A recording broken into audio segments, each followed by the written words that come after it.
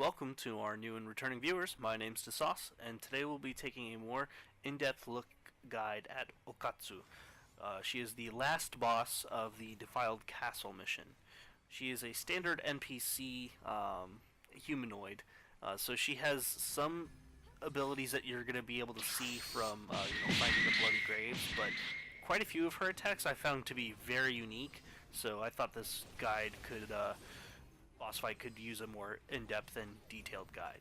So without further ado, as per norm, we'll start by talking about her abilities, and then we'll wrap up by talking about our recommended strategies and gear. So this boss has a very good mixture of ranged and melee-based attacks. She's very agile, so she'll come in, she'll hit you a couple times, and then she'll retreat, and she'll do this in a very continuous loop, and it can be kind of difficult to deal with. So without further ado, let's go ahead and get started by talking about her abilities. So the first ability that I'd want to talk about is going to be her dash. You'll see here that she does a bit of a charge on herself, and then she'll leap towards the player, right here.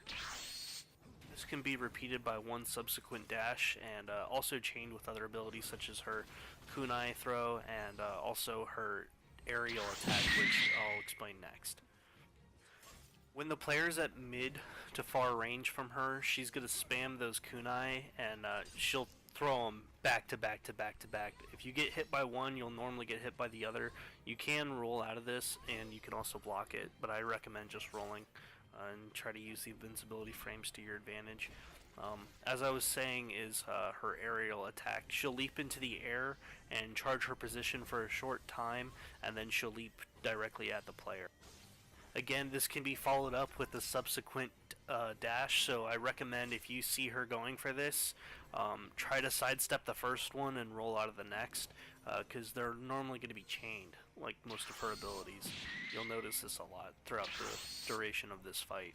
It's something to a bit of a hassle, but the easiest way that I found to deal with her is to simply put the Omni Slow Magic on her, and makes it extremely manageable. I found that once she activates her Spirit Guardian, she does seem to be a bit faster, and I think that she'll deal more damage. You can see that her feet are kind of glowing yellow after she activated the little rabbit, which I'm also currently using. The other attack that you'll want to look for is her dual kick. It's again another comboed ability right here that you see.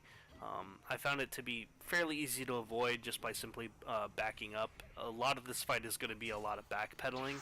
Not something that is normal in my opinion, but I found it to be a refreshing kind of different experience.